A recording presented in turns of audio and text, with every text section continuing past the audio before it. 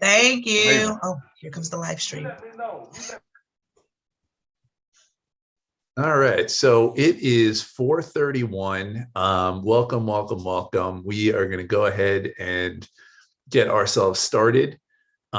Really thrilled to be with you all on this auspicious Thursday, coming to you live from an undisclosed location in a bunker somewhere. It's actually my brother's spare room in Austin, Texas. But in any case, it's good to be with you all. I'm Zeke Cohen, chair of the Trauma Informed Care Task Force. Today is Thursday, April 7th. It is 5:30 your time, 4:30 my time. We are live on YouTube. So just as the FYI, today we've got a really, really good meeting and a great guest, which I am super excited about. Before we jump in and before we go around the horn, I did want to give a couple of shout outs to some folks on the task force. So first off, I already did it, but shout out to Ms. Bruce, who is officially becoming a librarian, was offered the library position from KIP. Is that right? At KIP. So if you need some books and you are around Northwest Baltimore, you know who to talk to. Congratulations, Ms. Bruce. We are extremely proud of you. And I know that was something you were really excited about. Also want to shout out, though she is not actually here at the moment, our very own Fariha is participating in a special ed roundtable facilitated by State Superintendent Chowdhury, which is dope and outstanding. So Fariha is a panelist with the state superintendent speaking about special ed, of which she, I believe, that is part of what her PhD is about. So really pumped for her. Also want to give a shout out to Monica Guerrero Vasquez, who was featured in the Spotlight series from the Bloomberg School of Public Health. Huge, again, mazel tov to Monica, doing phenomenal work over there in Central Seoul. And I think it was recorded, but she was part of their Spotlight series for the Bloomberg School of Public Health.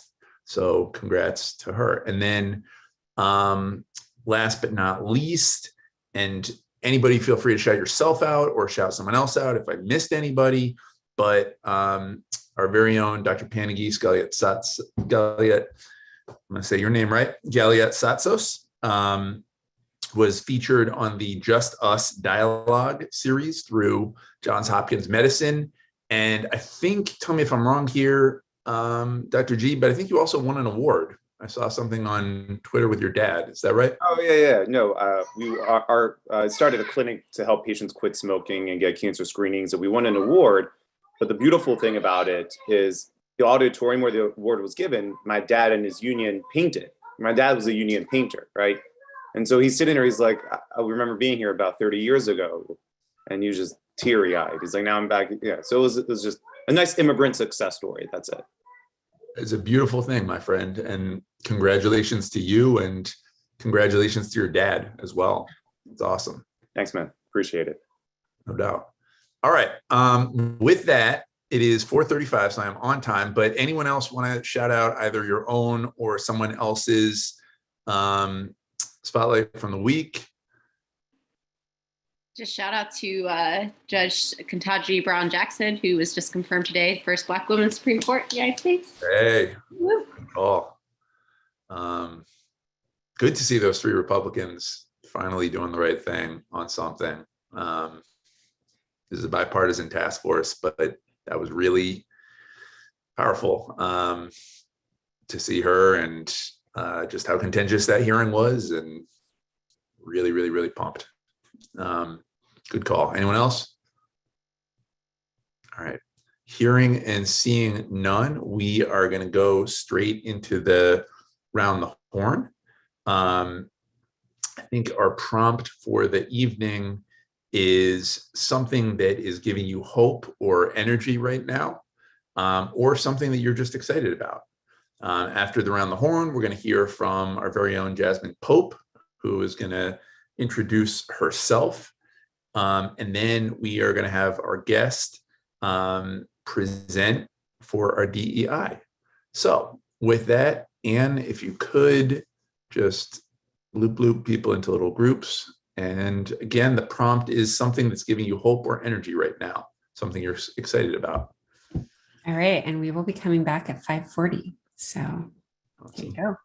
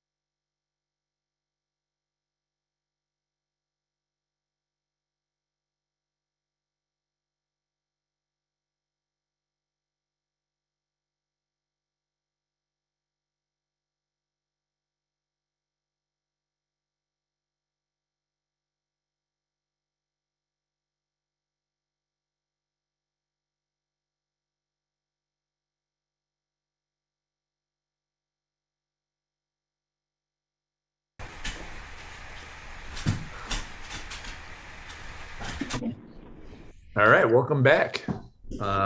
Great to see everybody.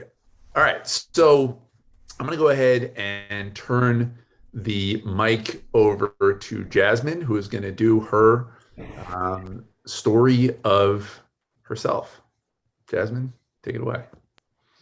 Thanks, Zeke. Do I have, yep, screen sharing? Hey, everybody, give me 1 second to.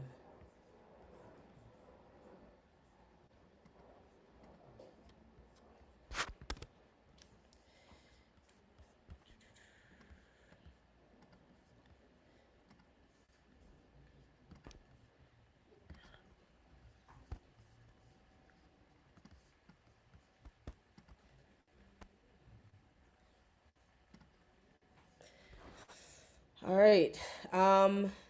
Thank you, Zeke. I'm really honored to be able to be on this task force and work with some of the most amazing people doing some of the most amazing work here in Baltimore. Um, I'm super awkward about talking about myself. I'm an artist, and it's super weird for me. I'm usually on stage just doing a thing, talking about other stuff, or presenting information in a that's not about me. So this will be very interesting to be able to talk about myself, and I appreciate this space. I think it's very timely to say the nomination of Judge Ketanji Brown Jackson is amazing, and really kind of flavors the root of who I am and what I do. The reason that I can do any of the work or make any of the art that I make is because of the women that came before me. And so if I introduce myself, the first way that I would introduce myself would be I'm the daughter of Robin Pope, that cute little face right there.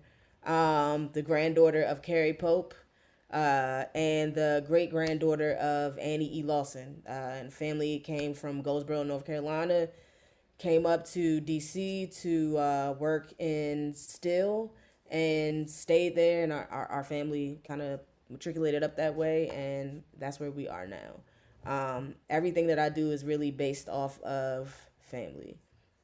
And this is them. This is my partner, Francesca, my silly son, Avery. This is my mother and my grandmother and me. And this is Avery again, and this is my mom. And this is my grandfather, and my grandmother. And so for me, the foundation of being able to do any sort of community work is understanding like where you come from and those kinds of roots. I spent the last 5 years really talking to the older members in my family to put together the stories of how did we get to Maryland? When did you know you wanted to propose to grandma? Like those small things that really make up who people who have been around you for so long, but you don't really dig into it. And so this is really the foundation of who I am. The stories of all of the people in this picture are the stories that make up me.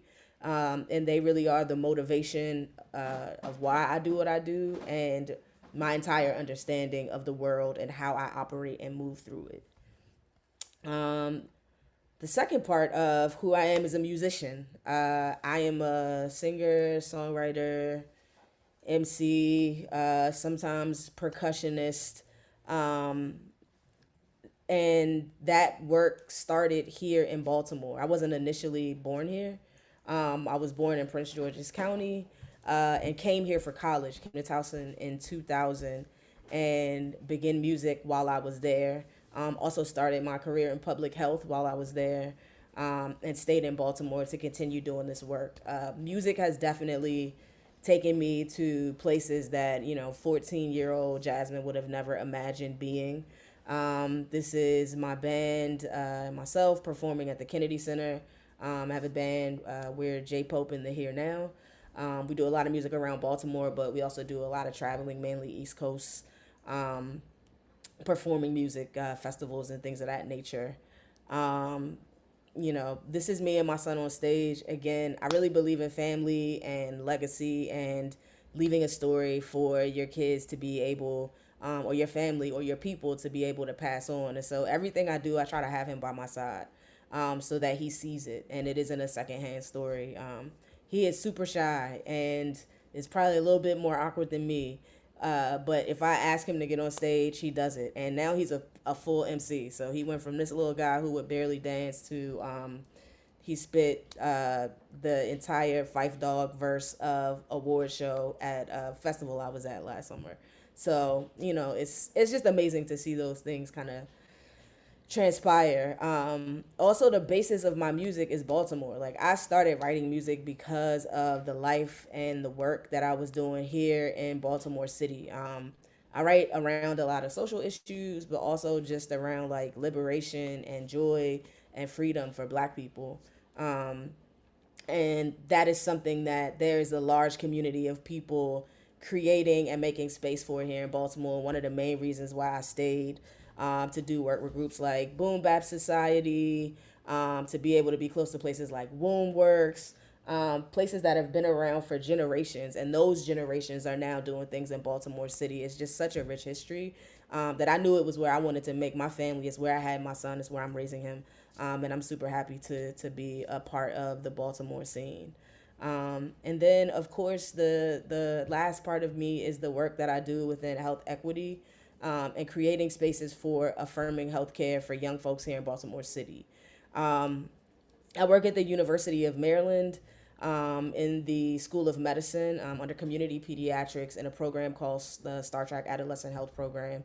And what we do is provide, our main focus is HIV prevention and linkage to treatment for young folks who have acquired HIV. But also, as our understanding of these healthcare disparities sort of has grown over the last, decades or so, we understand that just treating one siloed thing, like HIV, is not treating a whole person, is not addressing inequities or things within systems that are gonna just continue to allow this to happen.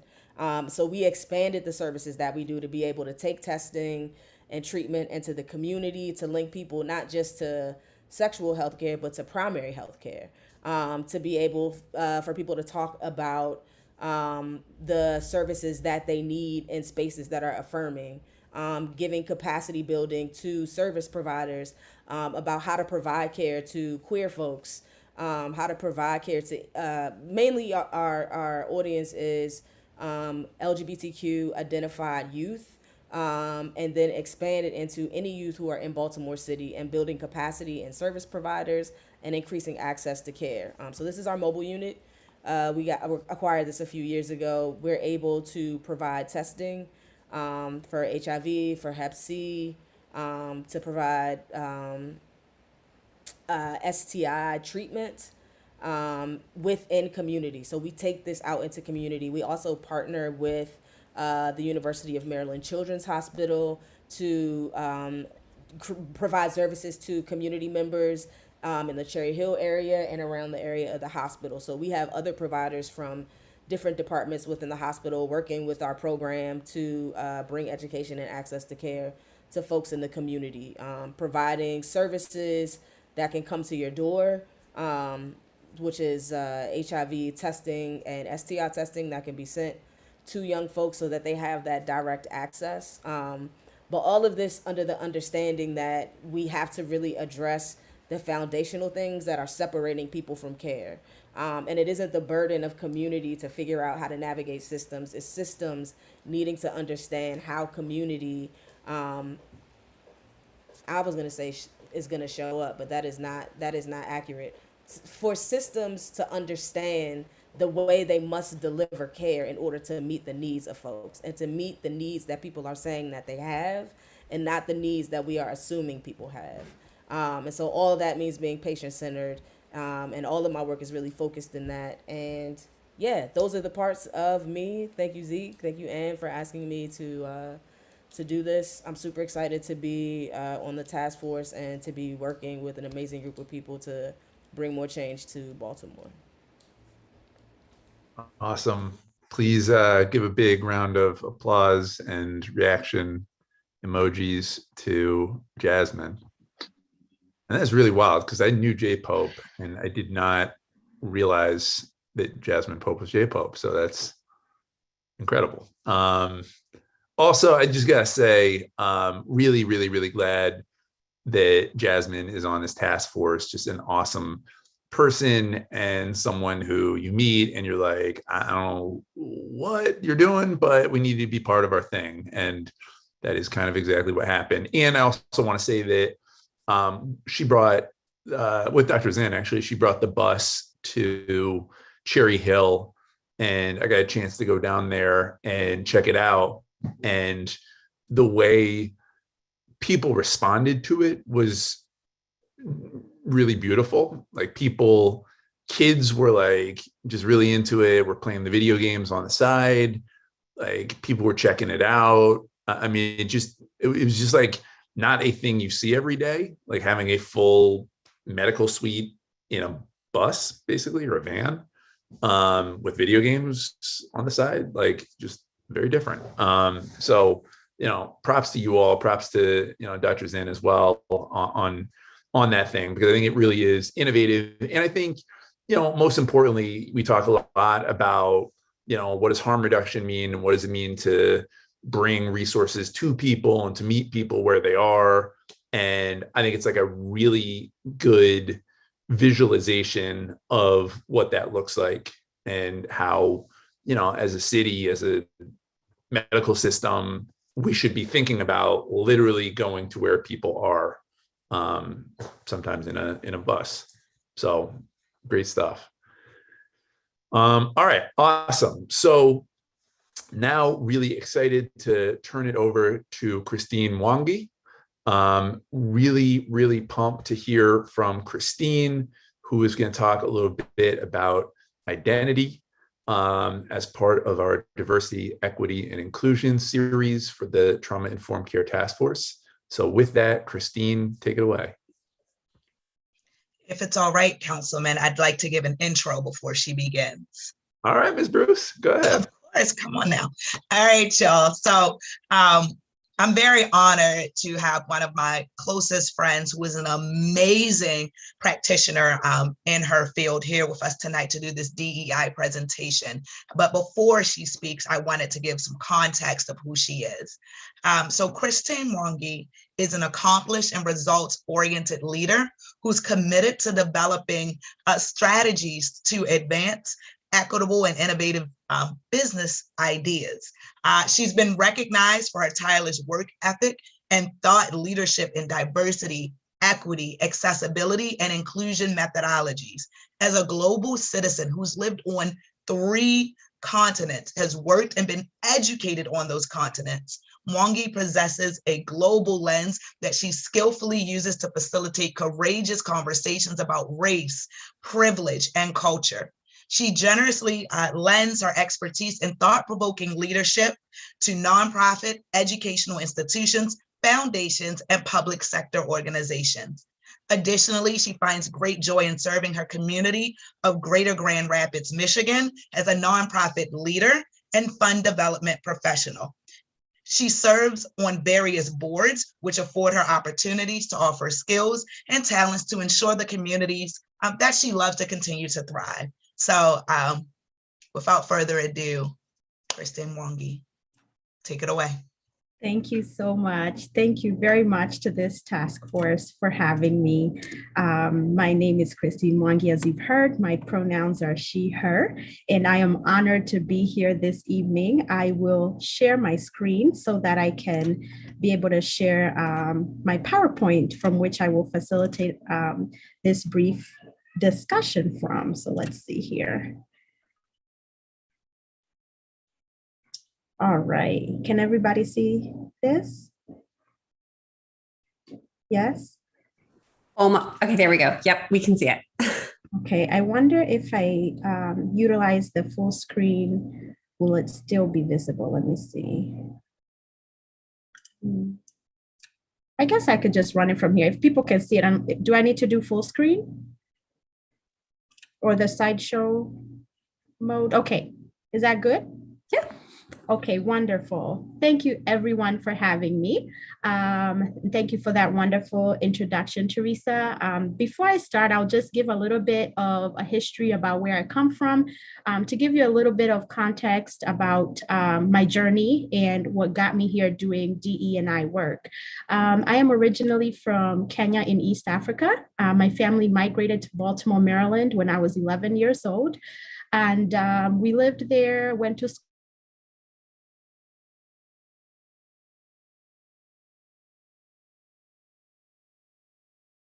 school there to the United Kingdom and acquired my Master's of Pharmacy degree in University of Manchester in England.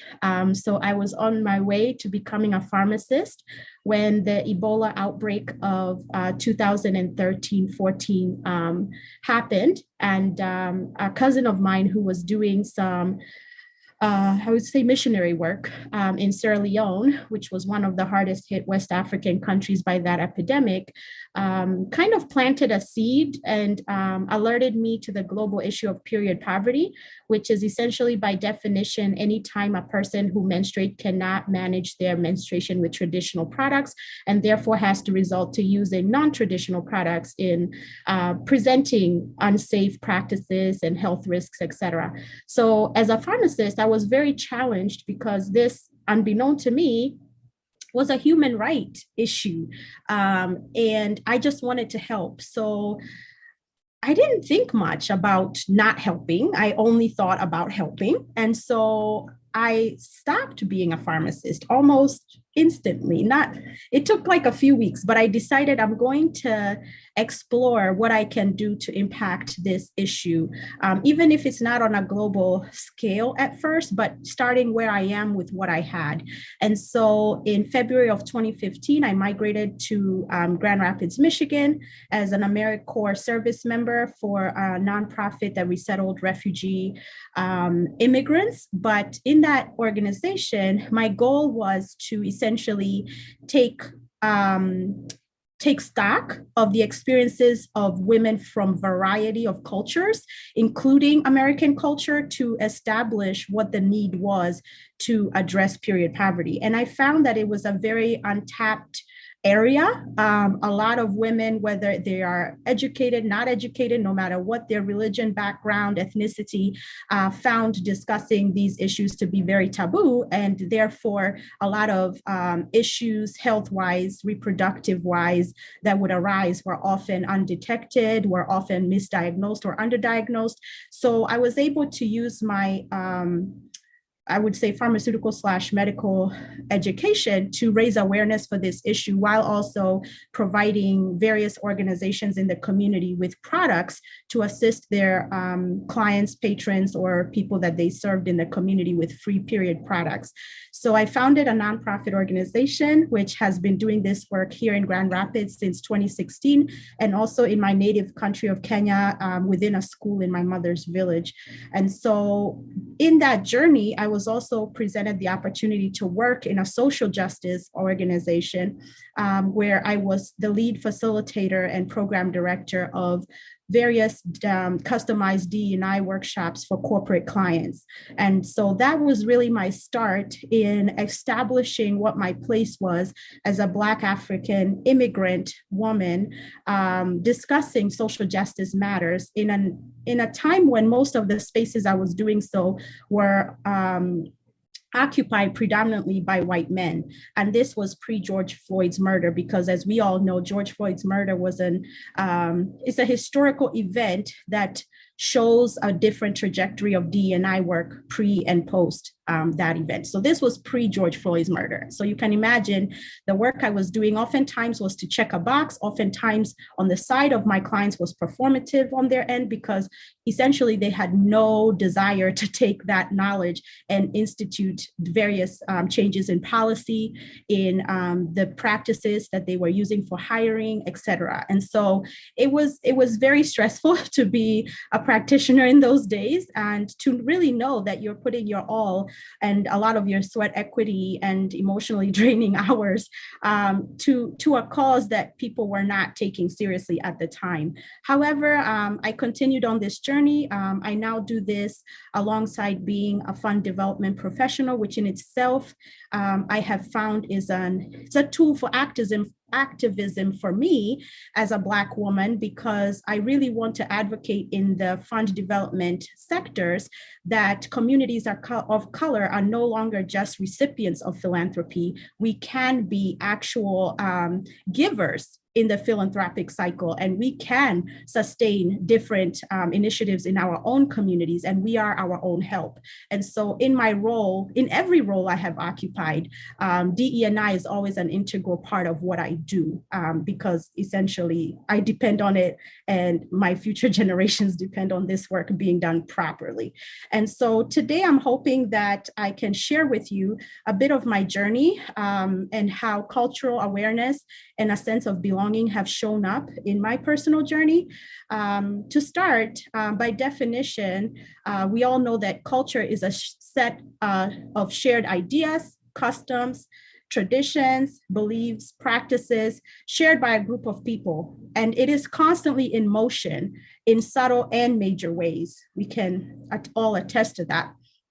So in general, culture is relative, it is learned, it is shared, it is integrated, it is symbolic, it is collective, it is in motion, and it's complex.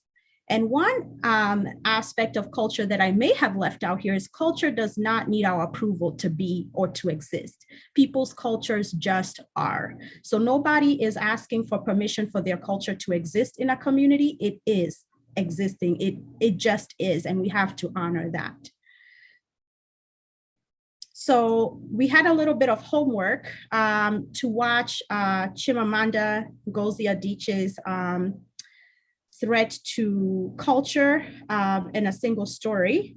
I just took a video excerpt of about a minute or so of this. So I'm just gonna quickly, I don't know if I can, I hope it can play in here, or else I'll just have to go into my browser.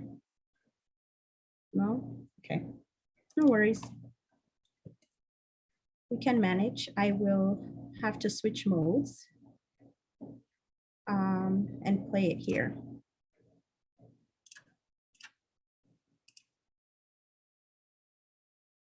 All right.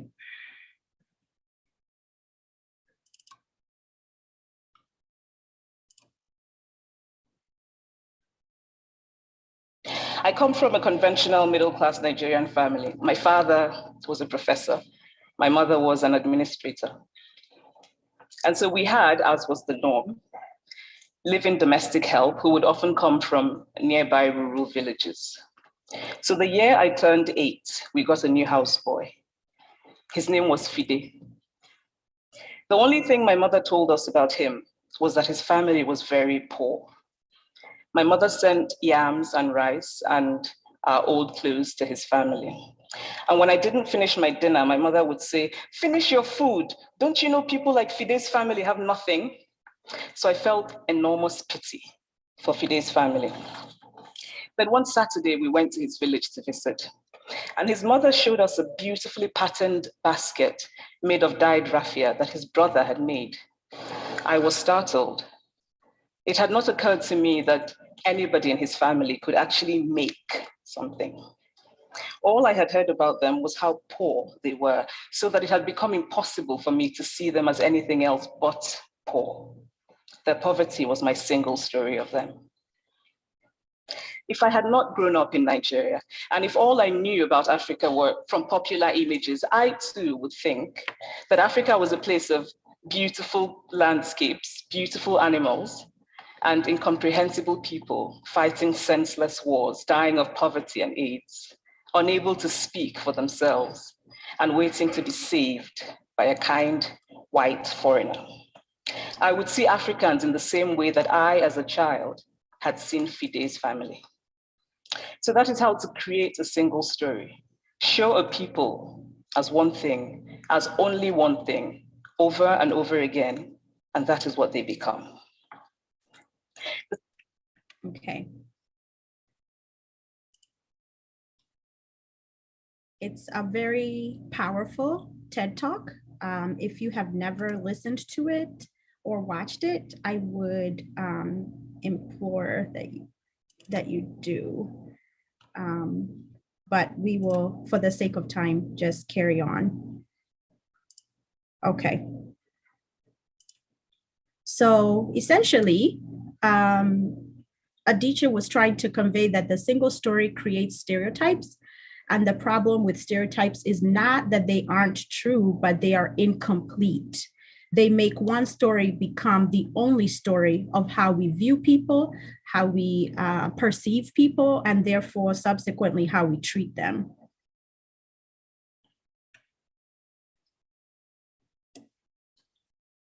I'm not sure if I'm freezing here.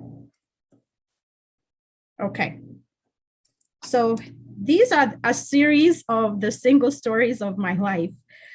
So I come from Kenya. I am part of the Kikuyu tribe.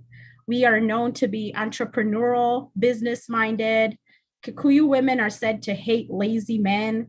Men fear marrying women from my tribe. We are said that we are not vulnerable, we are not feminine or submissive, and we have high rates of single motherhood, etc. These are some stereotypes, single stories. In the United States, I had to learn how to be Black, essentially, because where I come from, Black was not a racial identifying marker. In fact, we all know it's a social construct and is not even a biological marker. But in the United States, I had to quickly learn that I am identified as Black. So my single stories were that I'm part of the Black race. There were a lot of criminal stereotyping, welfare use, drug dealers, strong Black women, athleticism, hip hop music, independent Black women, watermelon fried chicken, you know the gamut, right? Then I moved to England, and there I was identified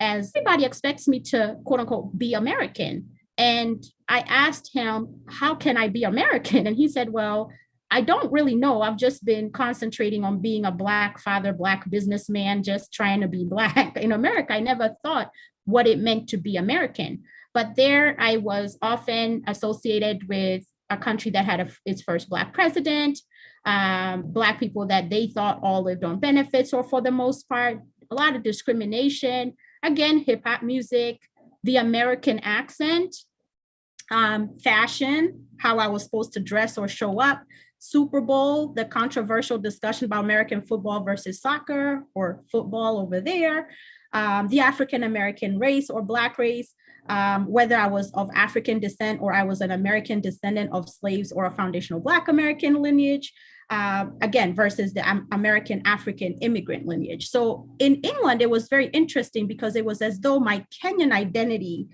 totally got washed, because in England, the American identity was elevated above my Kenyan identity. And so it was very difficult for me to completely put aside my Kenyan identity to embody the American identity, which most of my British friends were most interested in. It wasn't unless I was in international student circles that my Kenyan identity would be upheld, or people would even be genuinely interested in that identity. But I was both.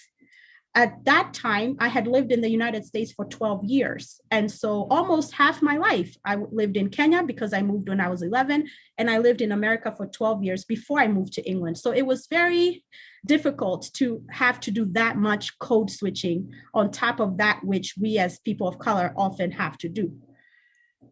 So thinking back and reflecting upon your own life, your own journey, your own identities, whether they be racial, ethnic, religious backgrounds, even professional backgrounds, even perhaps your professional title. What are the single stories that have ever been told about you? How did you know they were a single story about people who had that identity?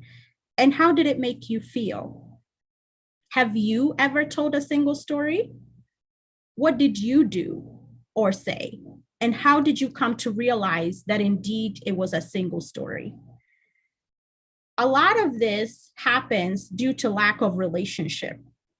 If we do not make a conscious, intentional effort to truly build authentic relationships with people, then we fall into these traps of perpetuating existing single stories about various communities of people. So when we think about culture, you can envision it as an iceberg. There are the things we see and the things we don't necessarily see.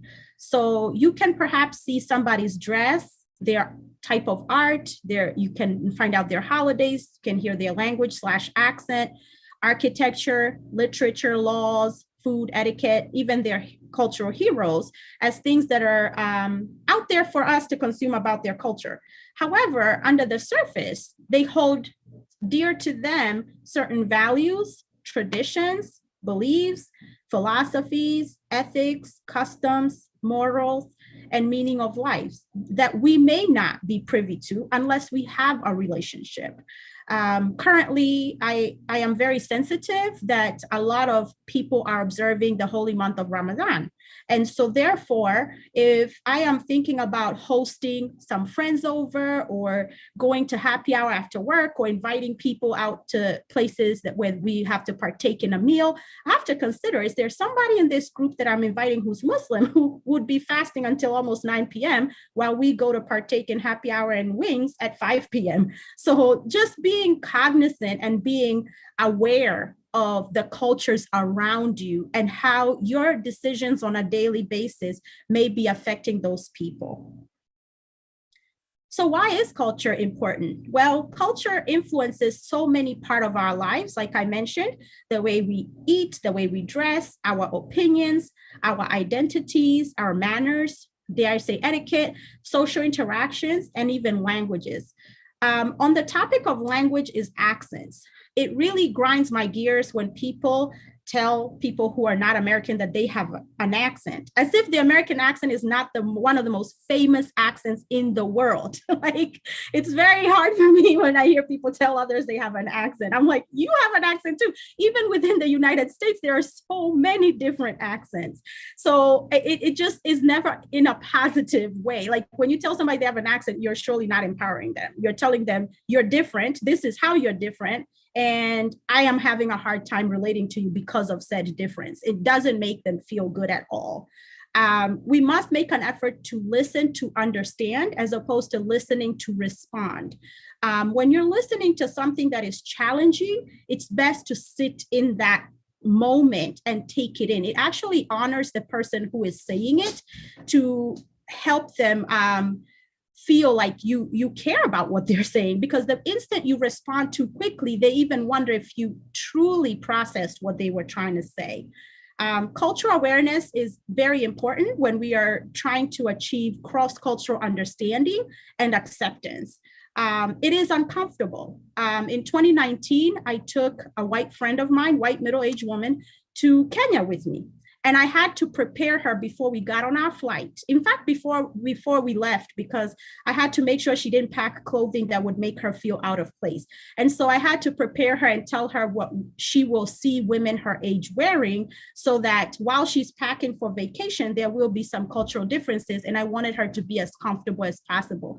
And one funny thing that happened is, because we were staying with family almost in the entire time, with the exception of like the last 3 days where we stayed in a resort, it was so funny to me when we walked into the resort after having been in Kenya almost a week and a half.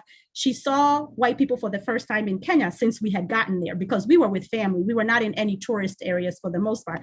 And she goes, "Oh my God, there are white people here." And you guys, I burst out laughing, because you know what I told her? That's how I feel in America every day when I see a Black person in mainly white spaces that I occupy. That's what is in my mind every single day. Oh my God, there's a Black person.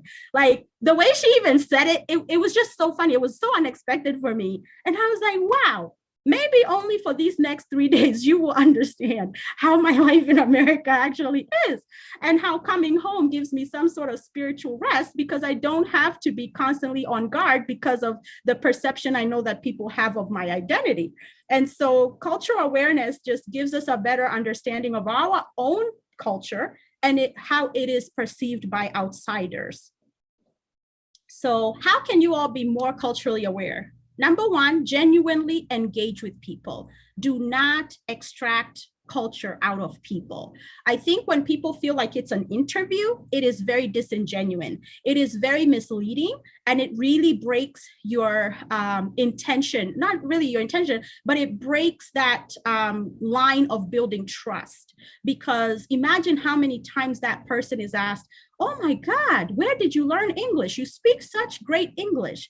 Tell me more. Like, those kind of questions, develop relationships instead. Just be you.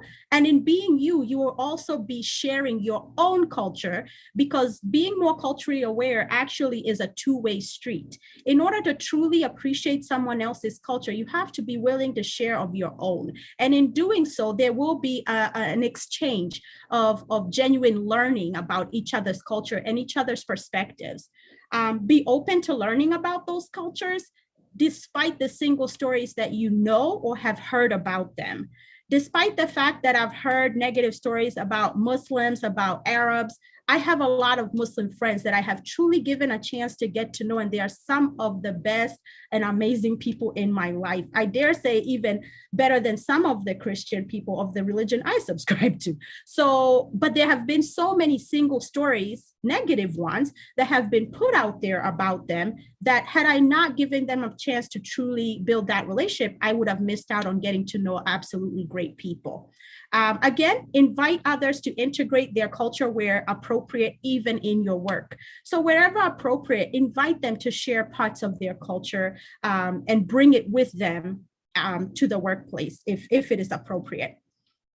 Again, be prepared to manage attitudes and expectations in this process.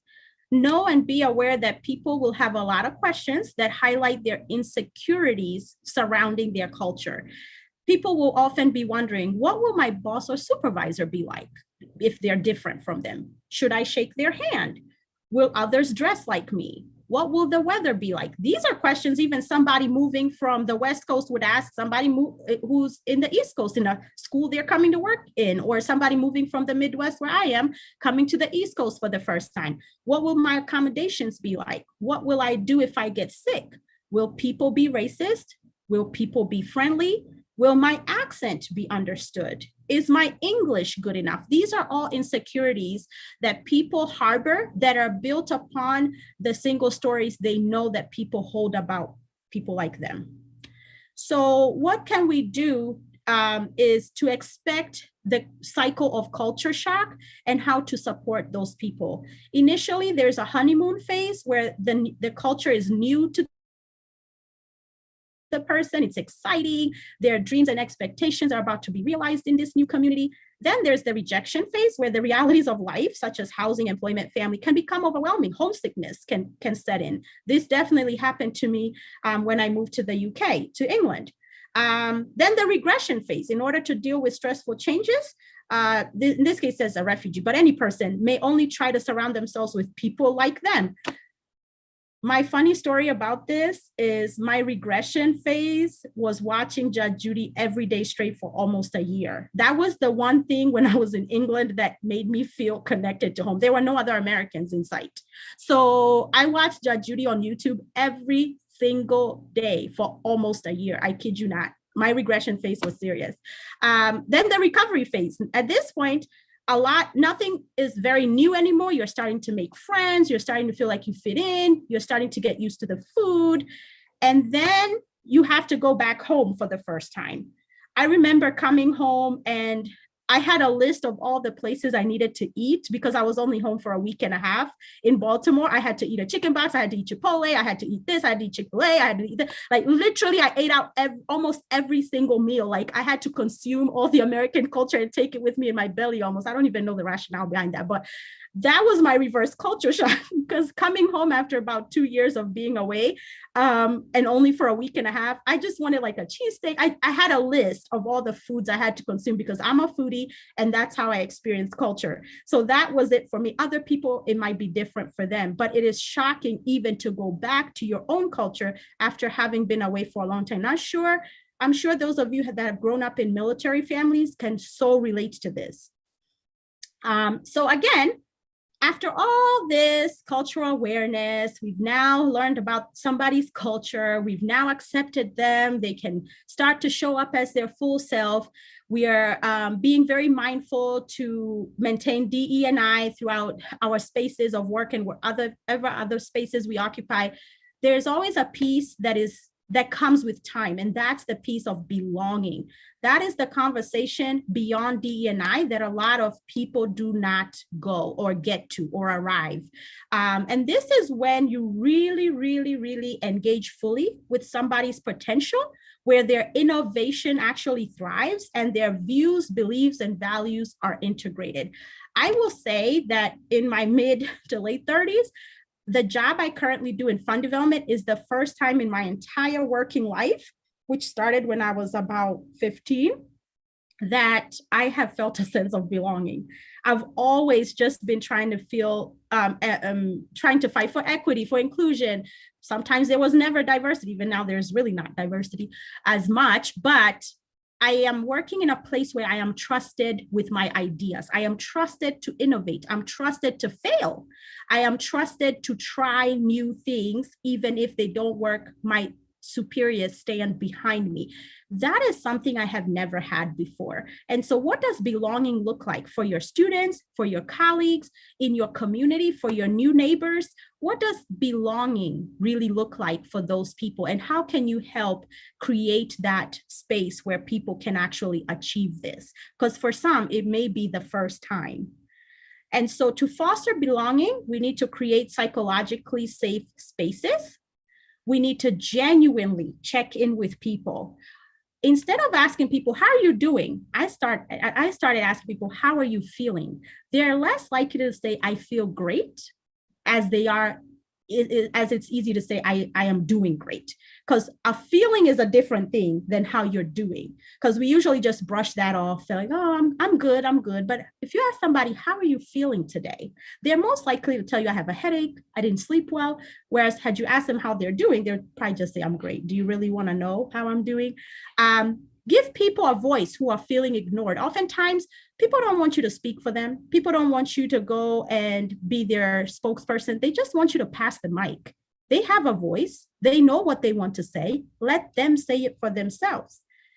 Celebrate self-identity. However people show up, however they identify, honor how they identify, honor how they refer to themselves. If I refer to myself as a Black woman, don't refer to me as a person of color. You heard me say Black.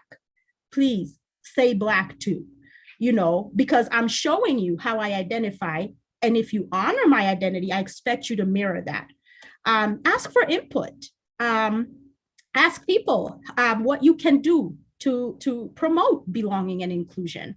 And lastly, encourage employee, in your case, maybe student-led communities. Even a task force like this is an excellent example where people discuss these issues and then action them on a wider scope. So last but not least, I just want to end with this quote by Brene Brown. When you get to a place where you understand that love and belonging, your worthiness is a birthright and not something you have to earn, anything is possible. In some spaces more than others, we're not there, but I am truly, truly hopeful. So thank you. Awesome. Please give up a big round of reaction emojis and applause and all the rest for Christine. That was a really great presentation and really, really important check and reminder about valuing not just people's single story, but their entire identity. So thank you for coming in, enlightening us on the Trauma Informed Care Task Force. Please come back. You're welcome anytime. Thank you. Thank you so much for being with us. Awesome. All right. We are moving along. We are now going to jump into our groups. As a reminder, tell me if I'm wrong here, Anne, but the next task force, we are going to be in person. My apologies for screwing it up last time. But this next one, we actually are going to be in person at City Hall, and we will have food, I promise. So be there or be square. Really looking forward to seeing all of you good people in person. Of course, if there is a outbreak of BA.2 or some catastrophic thing with COVID, we'll be back into these little boxes.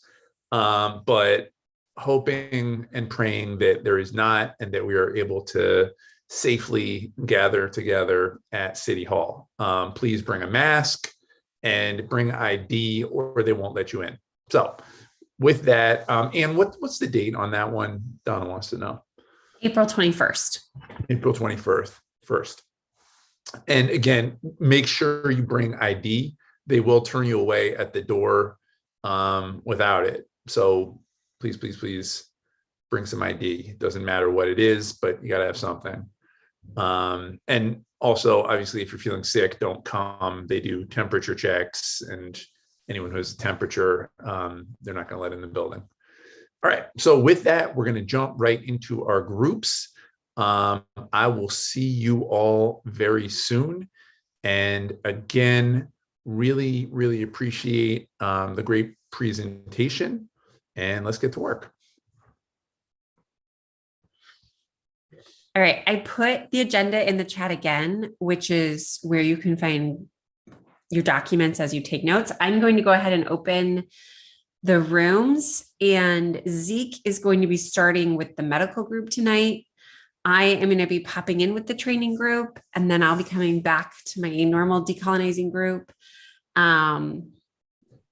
If you have a need to talk with Zeke or I, feel free to send me a message, but that's where we'll be. So thanks all.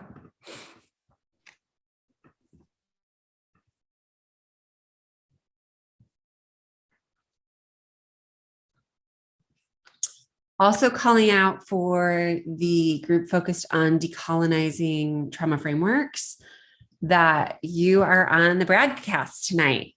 I did set up another room because I know that the decolonizing group wanted to kind of work on two different things, where half of the group is working on a toolkit and half of the group is looking at going through the resources. So there is a decolonizing sub breakout if we want to use that.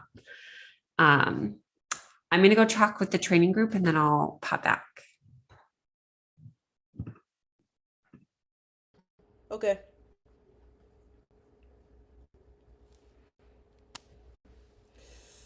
Hey, everybody. Hey, how we doing? I'm good. All right. So, who was here last couple weeks ago? Because we had homework and everything. Oh gosh. I wasn't. Man, I missed the homework. I'm disappointed. It's all good. It's all good. So I'm gonna do a brief overview, and then we aren't gonna be able to break out into all of our groups because we have. Well, it depends. And I'm using my iPad today, so forgive me. I am not as technologically savvy when I don't have my laptop. All right. So what we discussed in our last meeting it began with a bit of a sort of a come to Jesus, so to speak, moment, where the conversation was around how we can do our best to begin to concretize the ideas that we have, recognizing the brainstorming, the reflection, and the fact that many of us have been at different stages of understanding, and also that in any given meeting, there tends to not be everybody that is a part of the committee present. And so if you take a look at the notes that Anne dropped in, if you scroll all the way down, if I can share my screen, I will. Let's see if I know how to do this.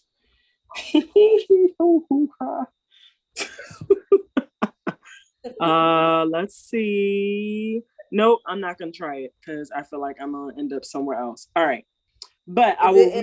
It's in the Google Doc? Yep, it's in the Google Doc all the way at the bottom. All right, if I find a Google Doc, I'll pull it up. Yeah. And so the reflection began with essentially me articulating that, I do want us to be able to work collaboratively. I am as a co-facilitator, I want to make sure that folks don't feel like I am, dictating, but that I'm also holding the line around what it means to do decolonial work that is a bit more different than what it can look like to do DEI work. Monica articulated the need for, hold on, did I skip something? Yeah. Monica articulated the need for more time to be able to actually do work versus only having like 20 minutes or 30 minutes to be able to reflect, and that time outside of the committee doesn't really work for all of us because we do so much. And so the need to be able to break things down into bite-sized chunks so we can actually get things done. Donna, you're here. You were there.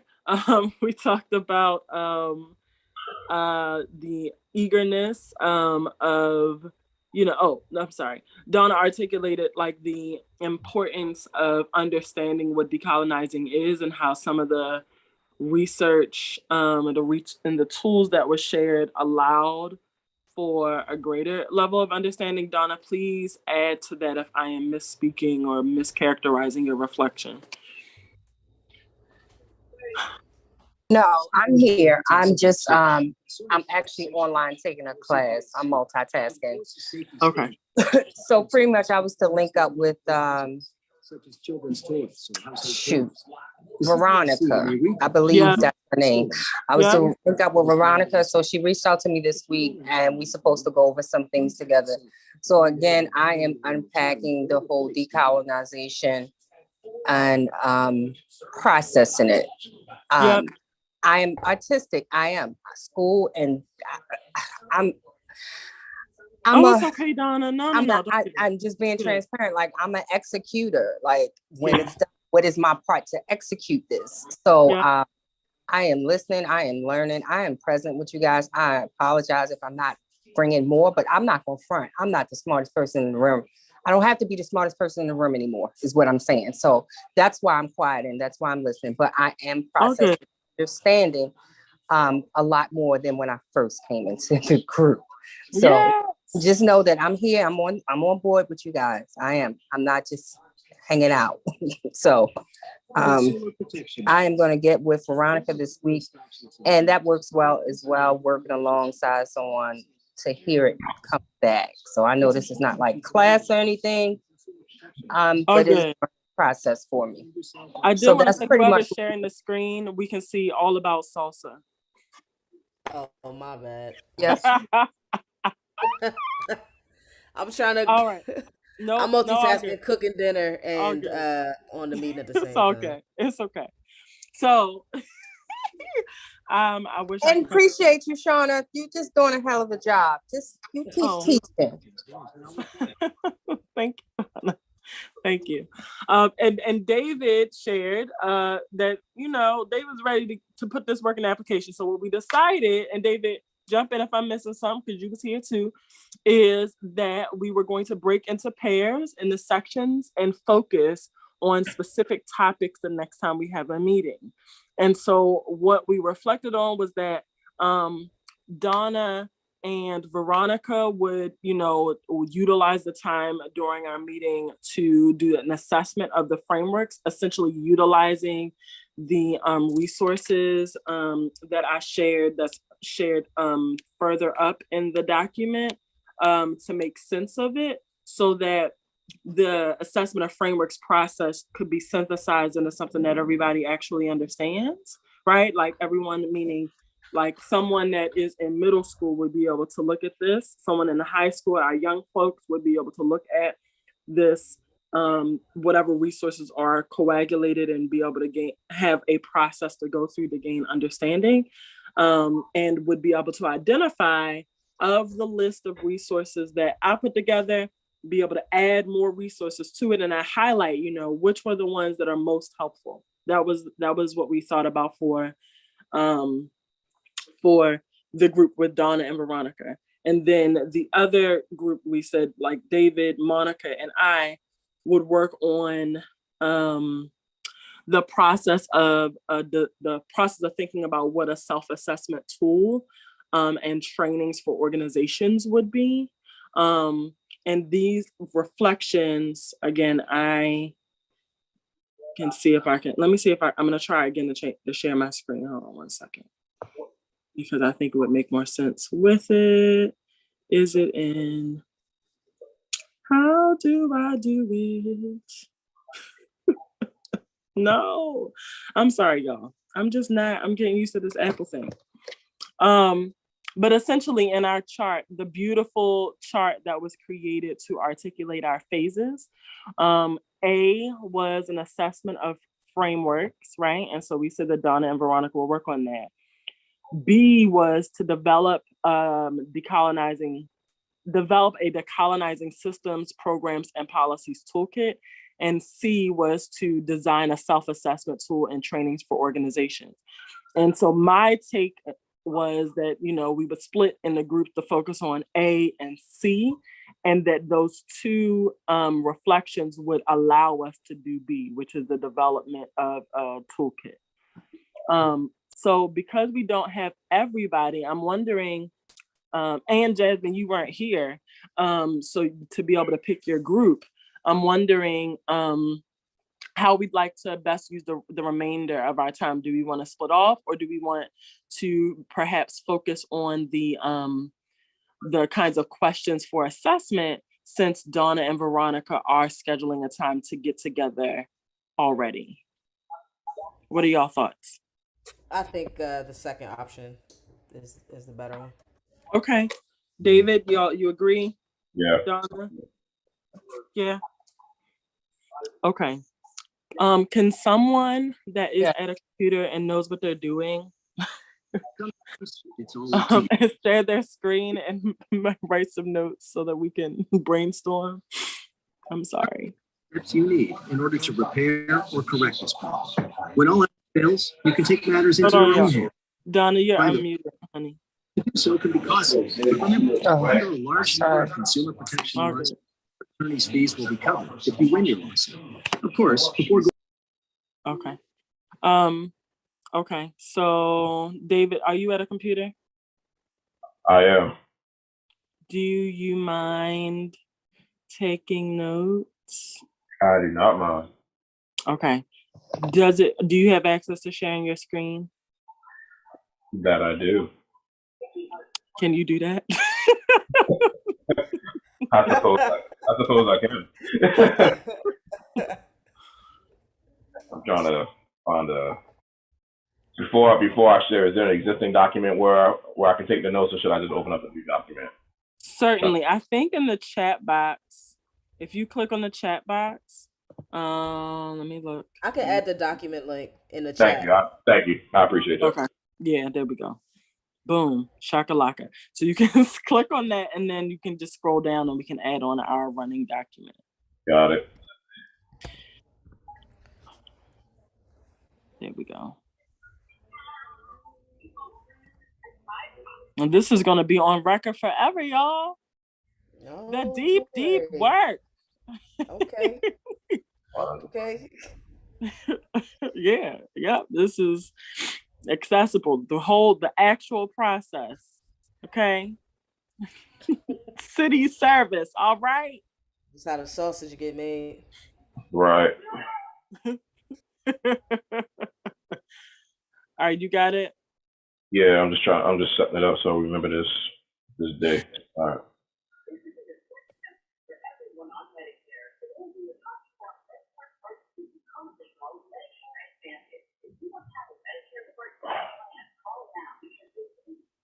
Awesome. So let me see something. So when I think about the self-assessment tool, so it's two parts to see, right? We have the design of a self-assessment tool. That's one part.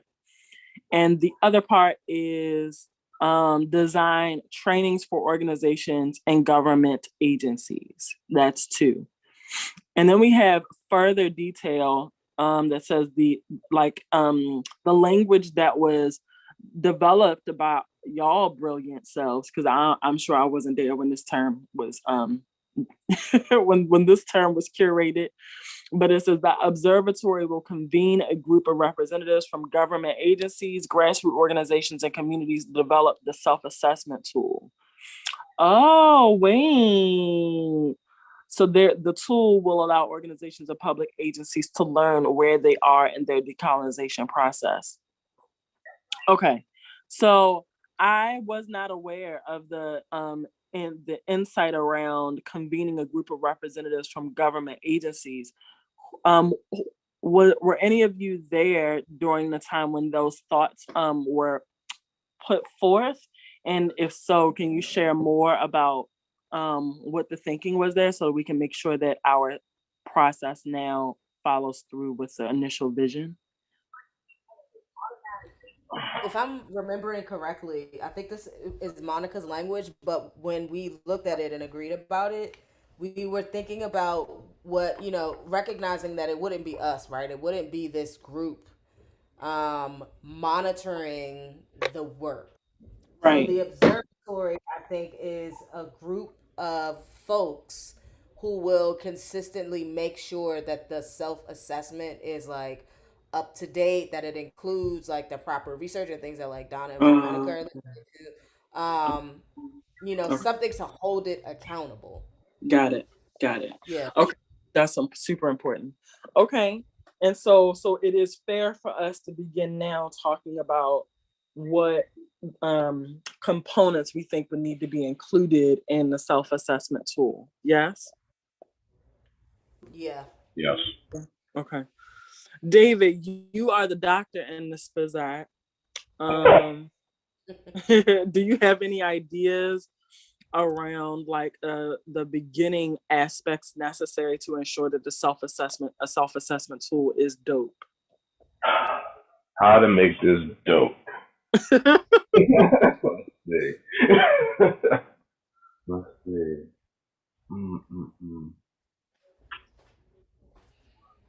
That's a good question. So I can tell you that I know that when I see this, I start to think about what are some of the questions that we know we want agencies to utilize. Like, what questions do they need to ask themselves? That's what comes up for me. Now, it is not academic, even though, I'd be all up in the academic systems.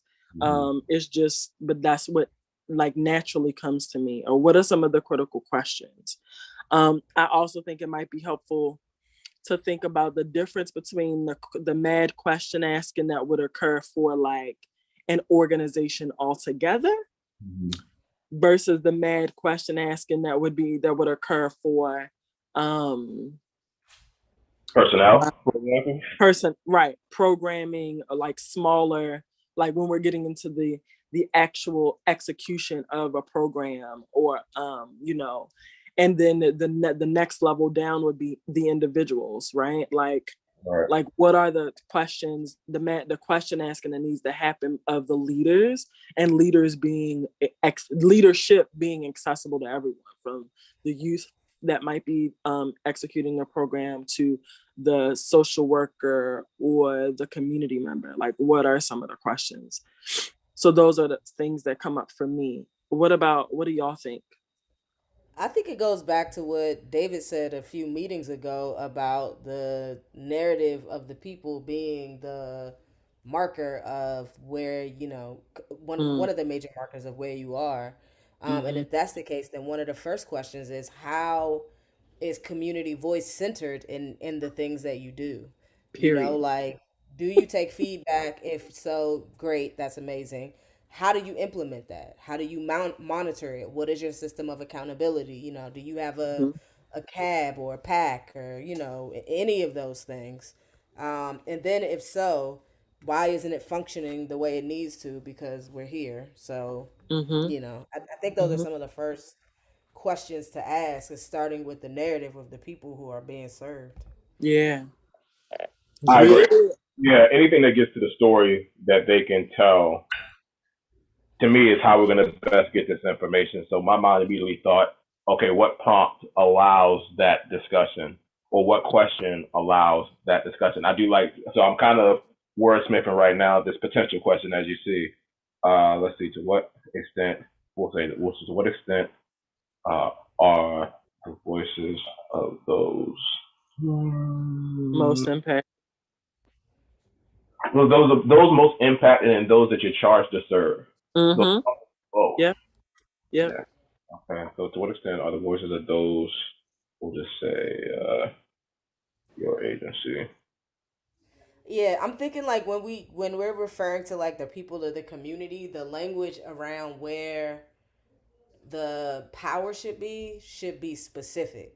Yeah. You know what I mean? Like, I think the term impact makes it feel like the people are just things to be affected by the work, versus Come the people are informing the work. So I think we should be like super specific. Like, I hear you like looking for that though, David. Like I hear you searching for that like more, that stronger word, so that it's really, y'all don't have the power. It's not about how you affect us.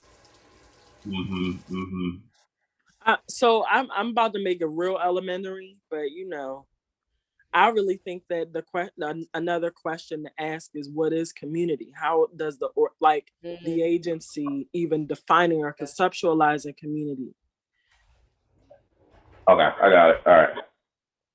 Sorry, are we going too fast? No, this is good. No, I like this. Okay, so we'll say, how does your agency define? I can spell your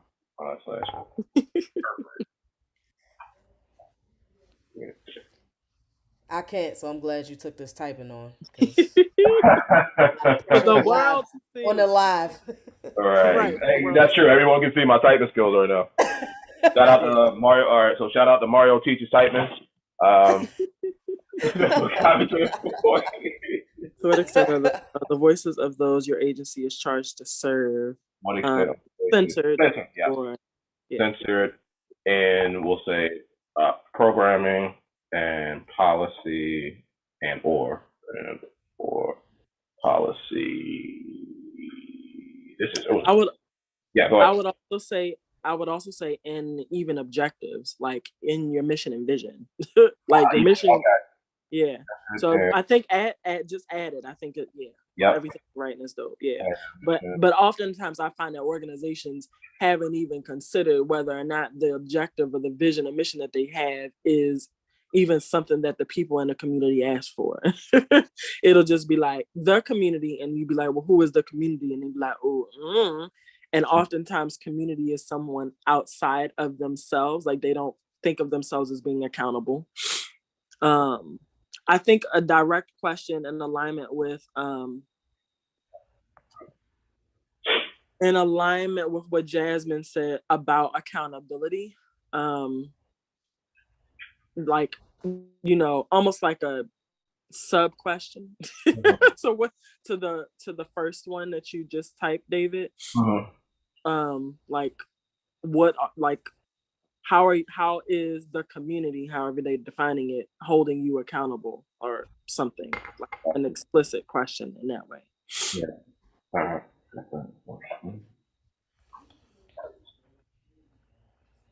Hi, Anne. Welcome back. Hi, y'all. It's so good to be here. I've just been listening. I don't know how long you've been here, but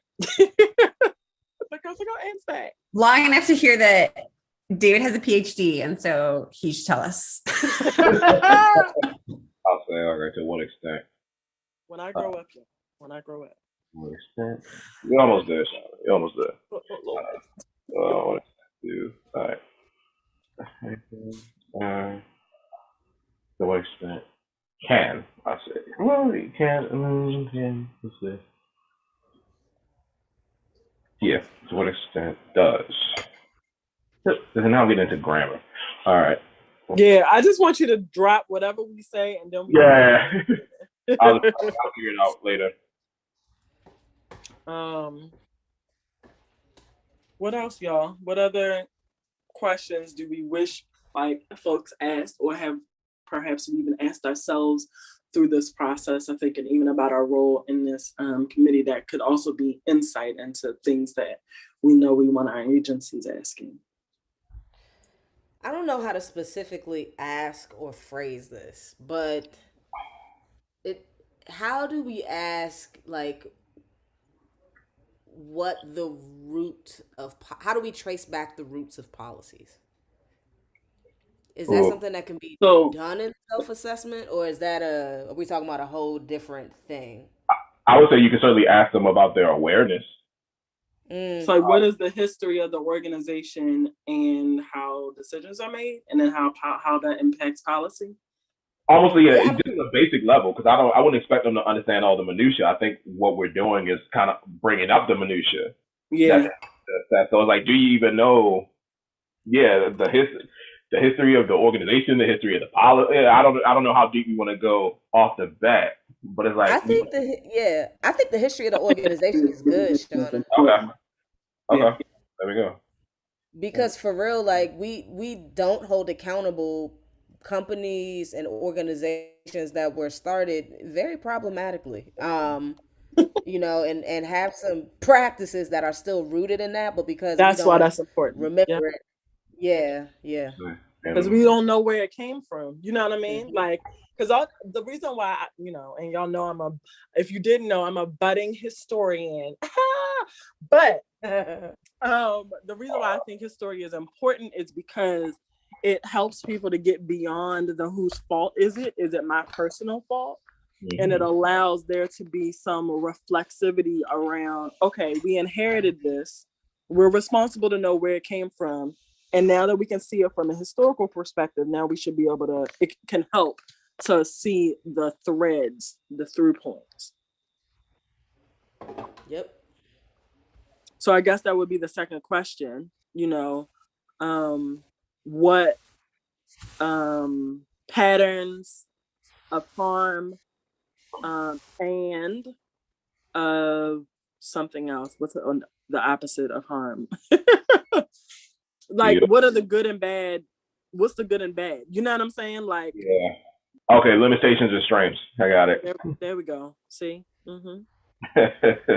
All right, so what are your agencies' limitations and strengths? And that's specific as it relates to the history. Like, okay. I'm asking them the question as almost like an addendum to the question just above it. Got it. Like, keeping the history in mind, what are some of the patterns we notice? What needs to be interrupted? What are the things we can build on? Is there anything that needs to be destroyed, from based off, like, what are their ideals or perspectives, right? So let me think. Can I think of an organization that has problematic history? Okay, now, I'm sorry if anyone from this organization is listening, but it's true. Okay, so when I think of Planned Parenthood, and we think of the history of, Margaret Sanger, and the relationship as it relates to eugenics, then it is important, right, to know that history, and then to identify, okay, what harmful things came out of that history and how might we still see that today? And then also, what were some of the positive things that were done and where do we see that? And then how do we disentangle those things? I think it's super important to know. What else, y'all? How can we make this less heady? Because, we love to be in the weeds.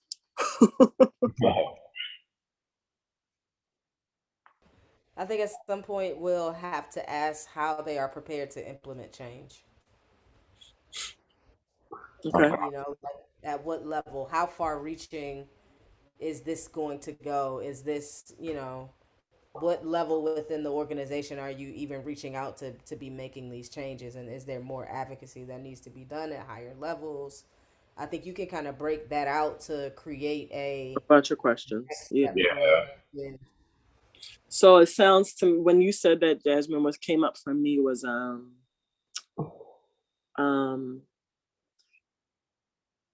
so I'm thinking about how I like to talk to people, organizations that I coach without like hitting them upside the head. So I would ask like, what change has been made in alignment with, while we recognize that this is a questionnaire or an assessment around decolonial ideas, we'll start with language that most people know, right? So what steps or investment has your organization made over the last 5 years toward anti-racism? And then this addendum to that. Tell me if I'm moving too fast, David, because I can go. What now I don't even know what I said. The other way that's coming up for me now is what steps has your agency made over the last 5 years in the spirit of anti-racism? I guess that's, you know, the rough draft. Yeah, I got you. So we'll say what efforts. Yeah. And then to your point, Jasmine, you were talking about breaking it down by, you know, from the top down, or, you know, unfortunately, that's how institutions tend to work, right? They might do some performative kind of thing, like, you know, we're working on diversity. You know, we've added more Black and Brown and Indigenous folks, immigrant folks, and folks that of different lived experiences. That might be the diversity part. And then they might, you know, they might do the thing around equity, where they're talking about shifting pay rates, pay schedule. You know what I'm saying? Like ensuring that there's more, you know, well, usually that's actually equality and not equity, but I'm not going to go there today. And then the issue of inclusion, and even the issue of belonging, right? All of those, you know. So what we'll ask them questions around diversity, equity, inclusion, and belonging. And then the question that might hit them over the head later, we can just put it down, but it'll be a later question. Tell me, David, you stop typing. Am I moving too fast? Let me be quiet. No, I got you. All right. So I would just say diversification, equity, inclusion, belonging. Just you know, all of those are fair game.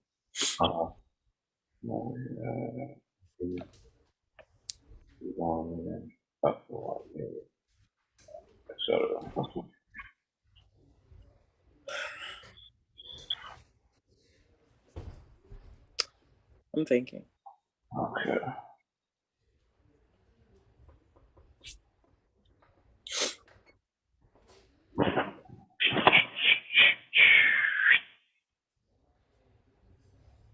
All right, so just a time check for everybody. We got one minute, I think. Okay. All right. So then I think a question explicitly about power needs to be That's what I wanted to get to. It's like, who needs to be in the room, basically.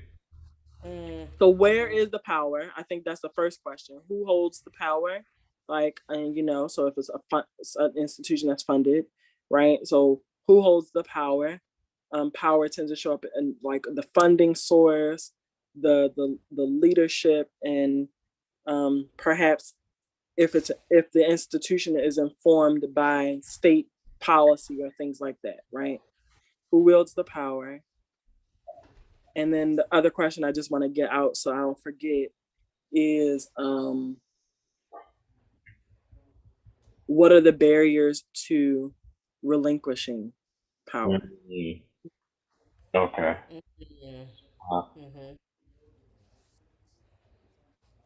Okay, everyone's leaving, so I'll just add real quick, who or what. Yep. are the barriers to relinquishing or reallocating? Either way, relinquishing, reallocating. Yeah. Okay. I mean, I don't know. It might be both. Both. I was thinking the same thing. There we go. Okay, I have one more question that I gotta go with. And that is, what are the, I don't know, this is gonna sound a little funky when I say it, but what grassroots institutions already exist seeking to solve the same problem? Can we ask them, do they know of grassroots organizations? But I think it's both then. Okay. What are they? Do you know? And if so, what are they? Okay. And then if not, go find it. do we want to say who are they or how have you engaged those groups? Because you can't be doing the work if you're not working with the group. To what extent? Oh, okay. No, wait. I think we want all those questions because I think it's layers, right? You know. All right. Right. So first is, are you aware? Then it's, who are they? And then it's similar challenges, whatever that is. Wordsmithing over here, can't help it. And to what extent have you engaged them? Yeah, has your agency engaged? I'll say empowered. Ooh. I don't lean like that word, but we talk about that later. What, empowered? Yeah. Okay. We can talk about we can talk about it later. We'll talk about it later. All right. I think this is good. I'm not going to be at the next meeting in person. I'm going to be out of town. All right. So, what are our next steps? Just to that Donna and Veronica, hopefully the notes from their meeting, y'all. I'm saying in our next meeting, Donna, I'm not going to be there, but I'm thinking about you and Veronica and the work that y'all are going to be doing. My thinking is that it would be super important either for you or y'all to share that and maybe more collective brainstorming in that regard as well, right? So we can put our minds together there. Okay. Does that feel correct? That feels comfortable. All right. And then I guess y'all can add to the questions or simplify them, you know, if those questions are too heady or we need to add more or start to rearrange them in steps, we could do that too. Okay. All right, y'all. Appreciate y'all. Good night, y'all. Good night. Where you going? Right. It's over? Yeah, it's over. That's on the spot. Yeah. All right, so y'all gonna send this doc out, the document we've been working on? Yeah, it's the same doc. Yeah, same document. Everything is, the new stuff is to the bottom. Okay, perfect. Yep. All right, thanks guys. All right. Good night. All right. Hey, Philip. How you doing? Hey, Dr. Leaf. How are you?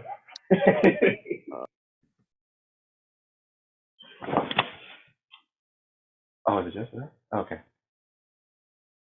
All right, I'll say hey real quick. What's going on?